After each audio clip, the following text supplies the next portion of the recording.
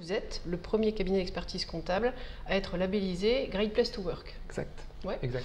Alors comment ça marche? Comment on a l'idée, quand on est une entreprise d'expertise comptable, d'aller sur la labellisation comme ça? C'est notre partenaire Hays qui nous a proposé de s'y inscrire en nous disant c'est surprenant, il n'y a aucun cabinet qui a été labellisé.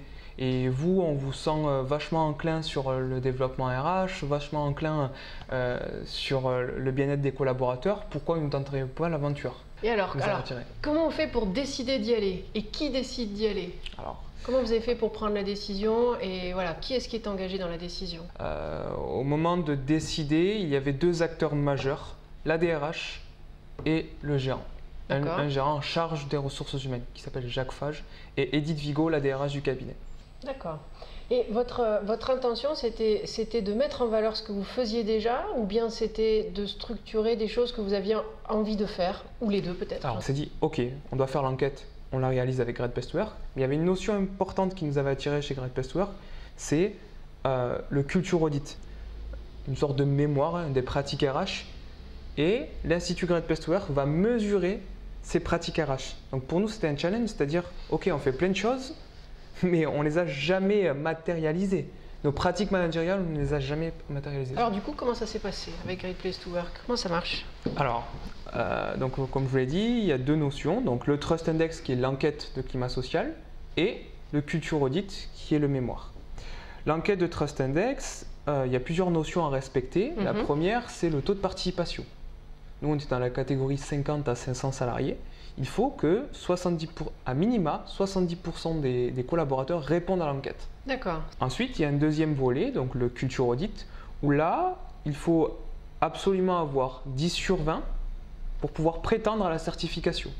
C'est-à-dire que c'est un mix entre le Culture Audit et le Trust Index. Il y a une note globale qui, là, octroie le droit d'avoir la certification et ensuite de se challenger face aux meilleurs pour avoir la labellisation.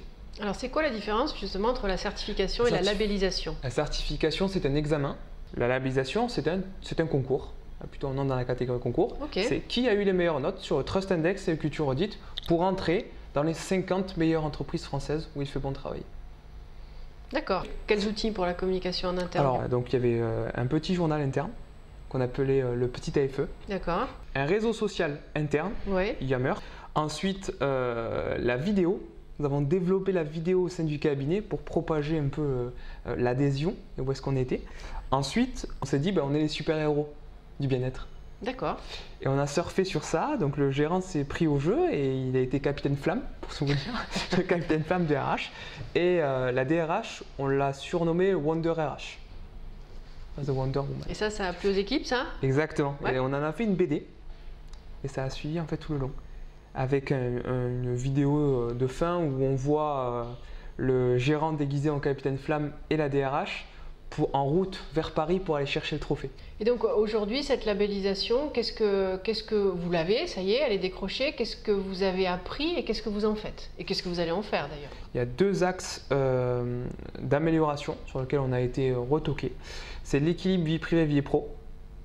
On a fait des choses mais qui n'étaient pas à la hauteur de ce qu'ils attendaient. On a mis en place la flexibilité des horaires, donc pour arranger la possibilité des parents notamment. Ensuite, la rémunération. La rémunération a été un axe qui a été mal noté et on travaille sur la politique de rémunération cette année pour être en adéquation avec leurs attentes. D'accord. Donc ça mène à un plan d'action au final sur encore 3 ans. Mener des actions pour équilibrer la vie privée, vie professionnelle et revoir notre politique de rémunération. Ensuite, il faut savoir que sur le Culture Audit, on est noté par rapport au secteur et aux autres entreprises. Ça nous a permis de voir où est-ce que l'on était bon et où est-ce qu'on n'était pas bon comparé aux autres et non plus chez nous en interne. On a pu voir que la responsabilité sociétale de notre entreprise est un axe de développement.